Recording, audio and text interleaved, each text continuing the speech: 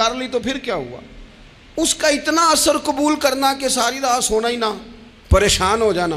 اور بعض لوگ ایسے ہیں جنہیں اتنی باتیں نہیں ہوتی جتنی انہیں ٹینشن ہوتی ہے، یعنی وہ دو بندے کونے میں کھڑے ہیں تو میری ہی بات کر رہے ہیں، او بھائی تو اتنا اہم نہیں ہے، انہیں کوئی اور کام بھی ہو سکتا ہے، تیری بات ہی انہوں نے کرنی۔ بلا وجہ لوگ سمجھتے ہیں کہ میں بڑا اہم آدمی ہوں، وہاں بھی مجھ پہ تبصرہ ہو رہا ہے، یہاں بھی ہو رہا ہے۔ اس پہلو سے باہر آئیں، اس کمپلیکس سے نکل آئیں۔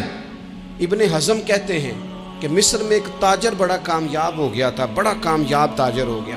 تو زندگی میں جتنے لوگ بھی کامیاب ہوتے ہیں ان سے حسد ہوتا ہے، اس سے بھی اس کے ارد گرد کے لوگوں نے حسد شروع کیا۔ اب تاجروں نے پلاننگ کی کہ اسے خراب کیسے کرنا ہے۔ وہ ایک دن اپنے گھر سے نکلا، سفید کرتا سفید پگڑی باندھ کے باہر۔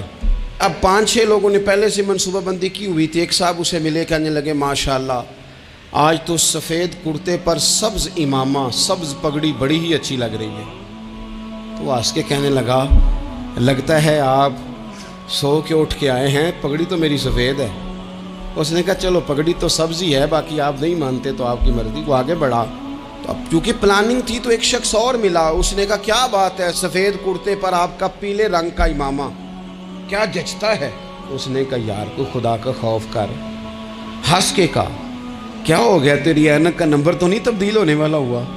اور بھائی میں نے تو سفید کرتا اور سفید ہی امامہ باندھا ہے۔ اب 2-3 لوگوں کی دفعہ تو وہ مسکرایا، لیکن وہ ڈھیر سارے لوگوں نے منصوبہ بندی کی تھی۔ وہ جب چوتھے کے پاس گیا تو اس نے بھی کہا کہ کیا بات ہے سفید کرتے پر پیلے رنگ کے امامے کی؟ اس نے کہا پیلا کہاں ہے؟ اب وہ غصے ہونے لگا۔ اب وہ چھٹے کے پاس گیا تو اس نے کہا جناب کیا بات ہے سفید کرتا اور کالا امامہ؟ اب وہ غصے میں اتنا باولا ہوا کہ پہلے ہنسا پھر رویا، پھر اسے سمجھ نہ آئی کہ دکان کا تالا کس چابی سے میں نے کھولنا ہے۔ بس وہ شام ہوئی تو اس بیچارے کو بچوں نے روڑے مارنے شروع کر دیے۔ وہ اتنی تکلیف میں آ گیا کہ لوگ اسے پاگل کہنے لگے۔ کیوں؟ اس لیے کہ لوگ منصوبہ بند، افواہ تھی نا کہ میری طبیعت خراب ہے، تو لوگوں نے حال پوچھ پوچھ کر بیمار کر دیا۔ لوگوں کی باتیں، لوگوں کے تبصرے، لوگوں کے کومنٹس بولے امام شافعی۔ امام شافعی فرمانے لگے لوگوں کی باتیں پتھروں کی طرح ہوتی ہیں، یہ روڑوں کی طرح ہوتی ہیں، اگر انہیں کمر کے اوپر رکھ لو گے نا تو یہ تمہاری کمر توڑ دیں گی، اور اگر تم ان کو اپنے پیروں کے نیچے رکھ لو گے تو تمہارا قد اونچا ہو جائے گا۔ بس دنیا میں وہ لوگ پریشان ہوتے ہیں جو لوگوں کی باتوں کو کندھوں پر سوار کر لیتے ہیں، جو پیروں کے نیچے رکھے، جو پاؤں کے نیچے رکھے ان کا قد۔ وہ پرانے زمانے میں نا عارف رومی رحمۃ اللہ علیہ فرماتے ہیں کہ ایک بیل گائے گر گئی تھی کنویں کے اندر، تو اب وہ لوگ اس کو نکال تو نہیں سکتے تھے، تو انہوں نے اس طرح کیا کہ مٹی ڈالنی شروع کر دی کہ اب بدبو آئے گی، پریشانی ہوگی، تو اس کو بند کر دیتے ہیں اندر ہی، کنویں کو کنواں نئی جگہ پہ کھود لیتے ہیں۔ انہوں نے جب اس کے اندر مٹی ڈالی نا تو وہ گائیں جو تھی وہ مٹی جھاڑ کے تو مٹی کے اوپر آ گئی۔ انہوں نے پھر مٹی ڈالی تو وہ تھوڑی اور اوپر آ گئی، اور مٹی ڈالی تو اور وہ مٹی ڈالتے گئے اور گائیں وہاں سے کنویں سے باہر آ گئی۔ لوگوں نے دفن کرنا چاہا، وہ باہر نکل آئی۔ اور میرے بھائی لوگ بھی اپنی باتوں میں دفن کرنا چاہتے ہیں، لیکن یاد رکھنا جو چمکنے والے تھے وہ چمکتے ہی رہے، جن کو اللہ نے عزت دی تھی ان کی گھٹائی کوئی نہیں سکا۔ اتنی اتنی لمبی زبانیں کھول کے لوگوں نے صحابہ کے بارے میں باتیں کی، باتیں ہو رہی ہیں۔ لوگ جن کو دبانا چاہتے تھے، آج نہیں صوفیاء کی مخالفت شروع ہوئی، ان کے زمانے میں بھی ہوئی، ان کے دور میں ان کے خلاف کتابیں لکھی گئیں، لکھنے والے خدا جانے کہاں ہیں، اور داتا صاحب ہو رہی ہے، خواجہ صاحب ہو رہی ہے، حضور غوث اعظم کے ان کے زمانے میں بھی ایسا نہیں ہوا کہ بڑی خوشی سے لوگوں نے آگے بڑھ کے پھول ڈالے ہوں، ان کے دور میں باقاعدہ جتھے تیار ہوئے، جتھے، اور پورا کام کیا گیا۔ اور ویسے بھی اگر کوئی شخص آپ کا مخالف ہی نہیں ہے تو پھر آپ کو چمکنے کا مزہ کیسے آئے گا؟ کوئی تو مخالف ہو نا، کوئی تو ہو نا جو کوئی بات کرے۔ دیکھیں نا، اگر اندھیرا نہ ہو، رات نہ ہو تو بلب کی کوئی اہمیت رہ جائے گی؟ یہ چمکتا ہی تب ہے جب اندھیرا زیادہ ہوتا ہے۔ ہم کہتے ہیں اندھیرا ہو گیا، اور بھائی تجھے چمکنے کا موقع دیا ہے اندھیرے نے، تجھے اس نے عروج دیا، تم دیے باد مخالف سے نہ گھبرا اے عقاب، یہ تو چلتی ہے تجھے اونچا اڑانے کے لیے۔ تو باتوں سے پریشان نہ ہو، میں نے کہا کہ اگر آپ باتوں کا پہاڑ بنا کے اوپر سوار ہو جائیں گے نا تو قد اونچا کریں گی باتیں. جو بندہ ڈسکس ہونے لگ جاتا ہے وہی تو مشہور ہوتا ہے, اسی کی تو بات ہوتی ہے. دیکھیں کیا ہوتا تھا بھلا مکے میں, کوئی بندہ باہر سے آتا تو ابو جال اسے کھڑا کر کے کہتا حضور کے پاس نہ جانا, تو کہتا پتہ تو کروں بھلا نبی پاک کے پاس کیا ہے, پتہ تو کروں بھلا حضور کے پاس کیا ہے. تو جن سے تعارف نہیں ہونا تھا وہ بھی تعارف کرا رہے تھے رسول پاک کا. تو اس لیے باتوں سے گھبرا جانا. ہاں ایک بات ہمیں کتاب و سنت میں ملتی ہے, اس پر ضرور غور کریں. تہمت والی جگہ سے بچیں, تہمت کا موقع نہ دیں. مطلب بلا وجہ ہی اپنے لیے بحث کا دروازہ کھولنا یہ درست نہیں ہے. اپنے لیے ہم نہ دروازے کھول لیتے ہیں بحث کے, مفت کی بحث ہو رہی ہے, فلانا بھی ڈسکس کر رہا ہے. کچھ چیزیں ایسی ہوتی ہیں جو سب کی سمجھ کی نہیں ہوتی, وہ سب کے سامنے ڈسکس کرنا ضروری نہیں ہوتا. حضرت سیدنا ابو ہریرہ رضی اللہ تعالیٰ عنہ فرمایا کرتے تھے, مجھے نبی پاک علیہ السلام نے علم کی 2 تھیلیاں دی ہیں, میں نے ایک کھولی ہے تمہارے سامنے, ایک کھولی ہے, دوسری نہیں کھولوں گا. اس لیے کہ ہر بندے کو بات اس کے ظرف کے مطابق کرنی چاہیے. تو موقع نہ دیں. نبی پاک صلی اللہ علیہ وسلم نے فرمایا, اس بندے نے اپنی, یہ بخاری میں موجود ہے, فرمایا اس نے اپنی عزت اور اپنی جان کو محفوظ کر لیا جو فتنے والی جگہ سے بچ گیا. جہاں تہمت لگ سکتی ہے اس جگہ سے بچیں. جان بوجھ کے لوگوں کو موقع نہ دیں باتیں کرنے کا, جان بوجھ کے موقع نہ دیں. جامع ترمذی کے اندر حدیث موجود ہے, حضرت سیدنا عمر فاروق رضی اللہ تعالیٰ عنہ نے ایک موقع پر اجازت مانگی تھی نبی پاک صلی اللہ علیہ وسلم سے. عرض کیا یا رسول اللہ صلی اللہ علیہ وسلم, مجھے آپ اجازت دے دیں, میں عبداللہ بن ابی سلول کی گردن اڑا دوں, یہ منافق بار بار آڑے آتا ہے, بار بار تکلیف دیتا ہے, آپ مجھے اجازت دیں میں اسے قتل کر دوں. اب وہ چونکہ کلمہ پڑھتا تھا, ساتھ تو رہتا ہی تھا نا, بہت سارے لوگ اسے مسلمان جانتے تھے. تو حضرت سیدنا عمر فاروق رضی اللہ تعالیٰ عنہ نے اجازت چاہی, کہ یا رسول اللہ صلی اللہ علیہ وسلم اگر آپ مجھے اجازت دے دیں, یہ ترمذی میں موجود ہے, یعنی آپ اس جگہ سے بچیں جہاں تہمت لگ سکتی ہے, جہاں بلا وجہ کسی شخص کو شر پھیلانے کا موقع مل سکتا ہے. یا رسول اللہ مجھے اجازت دے, میں عبداللہ بن ابی سلول کی گردن اڑا دوں. نبی پاک صلی اللہ علیہ وسلم نے فرمایا کہ عمر, اگر میں تمہیں ایسا کرنے کی اجازت دوں گا تو لوگ کہیں گے کہ وہ اپنے قریبیوں کو انہوں نے مروانا شروع کر دیا ہے, ساتھ والوں کو ہی مروانا شروع, لوگ تو اسے مسلمان سمجھتے ہیں. تہمت والی جگہ سے. بلکہ بخاری شریف میں اسی طرز کا ایک اور پیغام بھی ہمارے لیے موجود ہے. یہ جو حرم شریف آج ہمارے سامنے ہے نا, بیت اللہ شریف, اس میں ایک پیچھے مقام ہے جس کو حتیم کہا جاتا ہے. یہ خانہ کعبہ کا حصہ ہے. حضور صلی اللہ علیہ وسلم کے اعلان نبوت سے پہلے جب قریش مکہ نے اسے تعمیر کیا نا دوبارہ سے, تو انہوں نے چندے کا کوئی اس طرح کا مزاج بنایا تھا کہ اس بندے سے پیسے لینے ہیں جس کے بالکل ہی جائز ہوں. اس ترتیب سے انہوں نے خانہ کعبہ کی تعمیر کی کہ پھر وہ ساری تعمیر نہ کر سکے, حتیم باہر رہ گیا. تو نبی پاک صلی اللہ علیہ وسلم نے ایک دن فرمایا, بخاری میں موجود ہے, حضور فرمانے لگے, عائشہ اگر تمہاری قوم جاہلیت کے قریب نہ ہوتی, کیونکہ ابھی قریب جاہلیت چھوٹی ہے نا, ابھی لوگوں نے کلمہ پڑھنا شروع کیا ہے, فرمایا اگر یہ جاہلیت کے قریب نہ ہوتے تو میں کعبے کو انہی بنیادوں پر دوبارہ بنا دیتا جن بنیادوں پر حضرت ابراہیم علیہ السلام نے بنایا تھا. لیکن چونکہ یہ جاہلیت کے قریب ہیں, ان کی سمجھ میں چیز نہیں آئے گی, یہ شک میں پڑ جائیں گے, پریشان ہو جائیں گے, لہذا میں یہ کام نہیں کرتا. بہت ساری چیزیں ایسی ہیں کہ جن کی وجہ سے بعض سادہ لوگ ابہام کا شکار ہوتے ہیں. ابہام کا ہمارے علماء نے اس طرح کیا کہ بڑے طے کر کے عقائد کے عنوانات امت تک پہنچائے.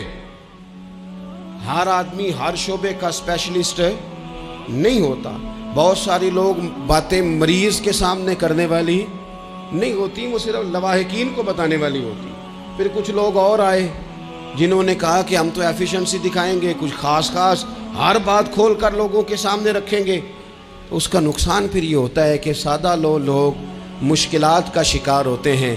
وہ پھر جب کہتے ہیں ہر چیز ڈسکس کر لینی چاہیے تو پھر باتیں دور نکل جاتی ہیں. پھر لوگوں نے انبیاء کرام علیہم السلام کی اجتہادی خطاؤں کو ڈسکس کرنا شروع کیا. ربنا ظلمنا انفسنا, اگر حضرت آدم یہ لفظ کہیں تو ان کے لیے تو ٹھیک ہے, لیکن اگر کوئی غلام اور امتی اور بیٹا اٹھ کے یہ لفظ کہے تو اس کے لیے ٹھیک نہیں ہے. تو میرے عزیز ایسے کام نہ کریں جس کی وجہ سے بلا وجہ بحث کا. ہمارے یہاں کچھ لوگوں کو شوق ہے خبروں میں رہنے کا. وہ ایسی ایسی باتیں چھیڑتے ہیں جن سے نہ وہ خبروں میں رہ سکیں. میں نے دیکھا ہے وہ کہتے ہیں جی میں نے کوئی انوکھی بات کرنی ہے. بھئی انوکھی بات کرنے سے بندہ مشہور تو ہو جاتا ہے. ہمارے زمانے میں مشہور ہی وہ ہوتا ہے جو دوسروں سے ذرا ہٹ کے بات کرے, انوکھی کرے. وہ ہمارے لطیفہ لکھا ہے نا, ایک اہل عرب کا, ایک ہجا نام کا عربی کا ایک لطائف سنانے والا شاعر ہے. تو وہ کہتا ہے کہ ایک شخص نے ایک دفعہ کہہ دیا تھا گدھا کھانا جائز ہے. بڑے بڑے علماء اس کے گھر چلے گئے کہ بھئی کوئی دلیل, کوئی جزیہ, کوئی کہاں سے, کوئی کتاب, کوئی حوالہ, کوئی شے. اس نے کہا روز آؤ گے ایک ایک بندے کو بتاؤں گا, کٹھا ہی سٹیج لگاؤ, ایک ہی دفعہ حوالے دیتا ہوں, روز نہیں دیے جاتے. وہ سٹیج لگ گیا, دنیا جمع ہو گئی جنہوں نے کبھی ٹائم نہیں نکالنا. تو یہ ذرا انوکھی بات جو کر رہا تھا تو سارے لوگ آ گئے. تو وہ اسٹیج پہ چڑھا تو کہنے لگا مجھے جانتا کوئی نہیں تھا. چلو اب بدنام جو ہوں گے تو کیا نام نہ ہوگا. اب قیامت تک کہو گے تو صحیح نا, وہ اس مولوی دے گھر جنہیں ایک بار آخیا نہیں سی گدھا کھانا جائز ہے, چلو بدنام جو ہوں گے تو کیا. تو بہت سارے ایسے لوگ ہیں جو ہیں بدنام, پر چلو نام تو ہو گیا نا. بدنامی صحیح, شرارت صحیح, شیطانیت صحیح, لیکن نام تو ہو گیا.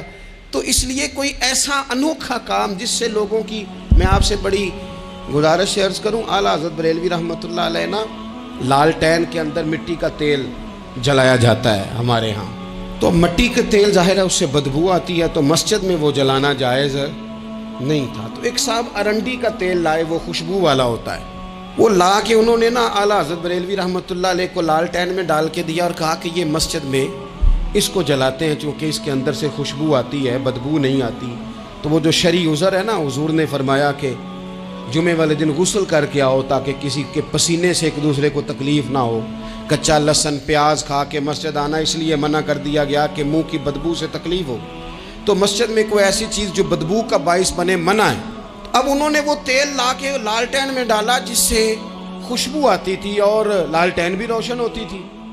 تو اعلیٰ حضرت فاضل بریلوی رحمۃ اللہ علیہ اپنے اس خادم سے فرمانے لگے کہ اب لوگ تو آئیں گے نا, تو ہمارے علاقے میں تو ساری دنیا مٹی کے تیل سے ہی چلاتی ہے, تو اب آپ نے ایک خوشبو والا تیل لا کے ڈال تو دیا ہے اس کے اندر لالٹین میں, پر یہ لوگوں کو بتائے گا کون کہ یہ تیل وہ نہیں ہے.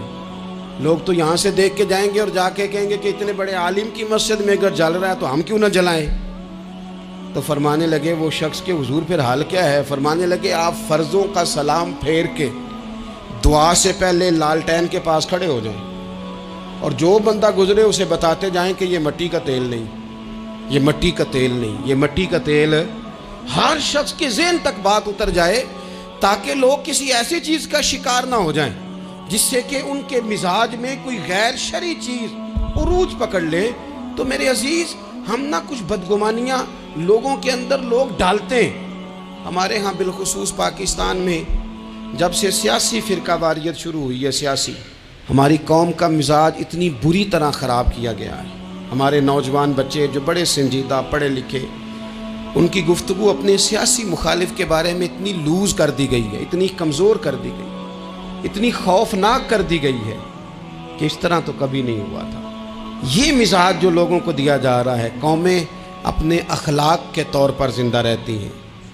بد اخلاقیاں کبھی بھی انسانوں کو اونچا کر سکتی, پیچھے رہ جاتے ہیں لوگ. تہذیب کسی سوسائٹی کا حسن ہوتا ہے, اور اگر ایک سیاسی مخالف کے لیے آپ کا یہ والا مزاج بن جائے, اپنے سیاسی قد کو اونچا کرنے کے لیے آپ ان چیزوں کا سہارا لیں, یہ درست نہیں ہے. اخلاقی رویے میں کہوں گا کسی بھی سیاسی جماعت سے وابستگی ہے وہ 100% رکھے جو اس کی سمجھ میں آتی ہے, لیکن اپنے اخلاقی مزاج کو کبھی کمزور نہ ہونے دے, اخلاقی رویہ کبھی کمزور نہ ہونے دے. یہ کیسے ہو سکتا ہے؟ دیکھیں ابو جہل, ابو لہب, عتبہ, عتیبہ, شیبہ, وہ وہی باتیں کر سکتے تھے جو ان کے مزاج کی تھیں, جو آج تک لوگ کسی بھی دیندار کے بارے میں کرتے ہیں. تو انہوں نے وہی باتیں آ کے کی تھی جناب ابو طالب کے ساتھ. انہوں نے کہا تھا کہ اگر معاذ اللہ ان کو دولت چاہیے تو ہم دیتے ہیں. بڑے سے بڑے مخلص آدمی پر آج لوگ دعویٰ نہیں کرتے کہ دولت کے لیے لگا ہوا ہے. انہوں نے کہا دولت چاہیے تو دیتے ہیں, اگر کسی خاتون سے نکاح کرنا چاہتے ہیں تو کرا دیتے ہیں, سرداری چاہیے تو دے دیتے ہیں. اب یہ سوچ ہی اتنی ہے, اس سے آگے جاتی نہیں. وہ معاذ اللہ حضور کے بارے میں اور بھی باتیں کرتے، یہ شاعر ہیں، یہ جادوگر ہیں، یہ فلاں ہیں، لیکن میرے نبی پاک علیہ الصلوۃ والسلام نے کبھی بھی ان کی ذاتی زندگی کو ڈسکس نہیں کیا، کبھی نہیں کیا۔ ابو جہل شراب پیتا تھا، لیکن حضور نے کبھی سوسائٹی میں یہ بات لوگوں کے سامنے بیان نہیں کی۔ وہ لوگوں کے پیسے دبا لیتا تھا، کئی جگہوں پہ حضور نے پیسے نکلوا کے دیے، لیکن جگہ جگہ گلی گلی کھڑے ہو کے حضور نے یہ نہیں فرمایا کہ یہ اس طرح کا ہے۔ آپ اپنے مخالفین کے بارے میں ضرور کلیم کریں، ثبوت کے ساتھ ضرور بات کریں، یہ ضروری ہے، لیکن آپ کا رویہ اتنا گھرا ہوا نہیں ہونا چاہیے کہ لوگ سمجھیں کہ یہ قوم تو اخلاق سے ہٹ گئی ہے۔ آپ اختلاف کریں، لیکن اختلاف کے بھی آداب ہوتے ہیں، اس ادب کے دائرے کے اندر رہ کے صحابہ کے بیچ بھی رائے کا اختلاف ہو جاتا تھا، ہو جاتا ہے، ہو جایا کرتا ہے۔ حضور اس اختلاف کو قبول کرتے، بھئی ہو جاتا ہے رائے کا اختلاف اپنوں میں، لیکن اس کے اندر انسان توہین پہ اتر آئے، اس کا لہجہ اس طرح کا ہو جائے جس طرح کی بازاری گفتگو کی جاتی ہے، تو محسوس ہوتا ہے کہ یہ تربیت کا فقدان ہے، یہ لہجے باوقار لوگوں کے نہیں ہوا کرتے۔ لہجے کو کبھی برا نہ ہونے دیں، انداز کو، لوگ آپ کو چھیڑیں گے، اپنی جگہ پہ کھینچ کے لانے کی کوشش کریں گے، بڑا کچھ لوگ کریں گے، لیکن آپ اپنی جگہ سے آپ تبدیل نہیں ہوں گے۔ آپ کہیں گے یار میرا ایک معیار ہے، میری ایک حیثیت ہے، میں اپنی حیثیت چھوڑ سکتا؟ میں اپنی حیثیت نہیں چھوڑ سکتا۔ ہر بندے کو آپ ڈسکس کریں گے، تو تہمت والی جگہ سے ضرور بچیں، بدگمانی سے ضرور بچیں، لیکن ہر شخص کو اس کے معیار کے مطابق اتر کا جواب دینا یہ باوقار لوگوں کا سٹیٹس نہیں ہوتا۔ وہ کہتے ہیں جا بات کر، جا کے تو کون ہوتا ہے تیری بات کرے، اب ہم ہر شخص کے منہ لگیں، یہ کیسے ہو سکتا ہے؟ نبی پاک صلی اللہ علیہ وسلم گزر رہے تھے، صحیح بخاری میں موجود ہے، آپ کی اہلیہ حضرت صفیہ رضی اللہ تعالیٰ عنہ آپ کے ساتھ تھیں، رات کا وقت تھا، حضور گزر رہے تھے، تو صحابہ کچھ کھڑے تھے، تو حضور نے ایک کو بلا کے کہا کہ یہ میری بیوی ہیں، صفیہ ہیں۔ عرض کرنے لگے حضور مجھے میری ماں روئے، میں کوئی آپ کے بارے میں بدگمانی کرتا؟ تو حضور نے جواب میں کیا کہا؟ محبوب فرمانے لگے جس طرح رگوں میں خون گردش کرتا ہے نا، شیطان بھی اسی طرح ہی گردش کرتا ہے۔ گویا حضور بتا رہے ہیں کسی وقت بھی بدگمانی پیدا کر دیتا ہے۔ میں تمہیں بتا رہا ہوں کہ اپنی اہلیہ کے ساتھ جا رہا ہوں، میری بیوی ہے، کوشش کریں کہ آپ اس جگہ سے بچیں جہاں باتیں ہو رہی ہوں۔ اور اس پہلو پہ تیسری گزارش اس عنوان پر یہ ہے کہ اگر کسی کے بارے میں باتیں ہو رہی ہوں تو فٹافٹ اس کا حصہ بننے کی کوشش نہ کریں، بلکہ آپ کے پاس جب تک کوئی شرعی ثبوت نہیں ہے تب تک آپ اس بات کا حصہ نہ بنیں۔ ہمارے ہاں بات ہو رہی ہوتی ہے تو دو چار بندے دوڑ کے نا اپنا بھی حصہ ڈالتے ہیں، بلکہ میں بڑی ذمہ داری سے یہ بات عرض کروں گا، بات لمبی ہوتی تب ہے جب کوئی بندہ درمیان میں کہہ دیتا ہے نا نہیں تجھے تو تھوڑا پتہ ہے، تھوڑا میں بھی کرتا ہوں۔ وہ کئی دفعہ وعدہ معاف گواہ بن جاتا ہے، جا کے دوسروں کو خبر کرتا ہے اس نے یہ کہا ہے، حالانکہ بندہ اس سے پوچھے کہ اگر انہوں نے کہا تھا تو تو اتنا سجن تھا تو وہاں جواب دے کے کیوں نہیں آیا؟ تجھے چاہیے تھا وہیں جواب دیتا، وہیں جا کے جواب دے دیتا۔ ایک بزرگ کی خدمت میں ایک دفعہ حاضر تھا، ایک بڑے عالم تھے، تو ان کے پاس آ کے ایک شخص نے کہا کہ فلاں آدمی آپ کے بارے میں یہ بات کر رہا تھا، تو وہ ہنس پڑے، فرمانے لگے پھر آپ کہاں تھے؟ کہنے لگے میں وہیں تھا۔ فرمانے لگے میرا اور آپ کا رشتہ کس طرح کا ہے؟ کہنے لگا جی میں تو شاگرد ہوں، ارادت مند ہوں۔ تو فرمانے لگے پھر آپ میرے پاس سوال لے کے آ گئے ہیں، آپ نے وہاں جواب کوئی نہیں دیا۔ فرمانے لگے اب تو میرے سامنے بیٹھ، پہلے اس سوال کا جواب میں تجھے دوں، پہلے تجھے قائل کروں، اگر تو قائل ہوتا نا تو پھر تو یہ بات لے کے میرے پاس نہ آتا، پھر تو وہاں تو کلیئر کر آتا، تیرے اندر کجی ہے، تو بات کا حصہ بنا ہے، اور میرے نزدیک اس سے بڑا تو مجرم ہے کہ تو نے بات کو سنا ہے، وہ تو کوئی ہے، اور تو اپنا تھا، تو نے اپنا ہو کے یہ باتیں سنی، تو نے ہاں کی، تو وہاں بیٹھا رہا، تو اپنا تھا۔ اور حضور نے فرمایا محبت تو بندے کو اندھا بہرا اور گونگا کر دیتی ہے، جو کسے دا عاشق ہوئے ہوتے گل اسے دی کرد ہے، 100 مکر بہانے کر کے او دے ہی مرنے مرد ہے۔ تو نے سن کیسے لی؟ تیرے کانوں نے گوارا کیا؟ پہلے تو مطمئن ہو نا، تو اگر مطمئن ہوتا تو بات آگے وہیں جواب دے کے آتا، جب تو ہی غیر مطمئن ہے تو میں کسی اور کو کیا جواب دوں؟ تو مدد کریں اپنے بھائی کی اس معاملے میں کہ اگر آپ کلیئر ہیں تو پھر آپ اسے وہیں کلیئر کریں، کہیں یار میری بات سن، یہاں تک تو بات ٹھیک ہے، اس بات کا میں گواہ ہوں، یہ ہو سکتی نہیں۔ اور نبی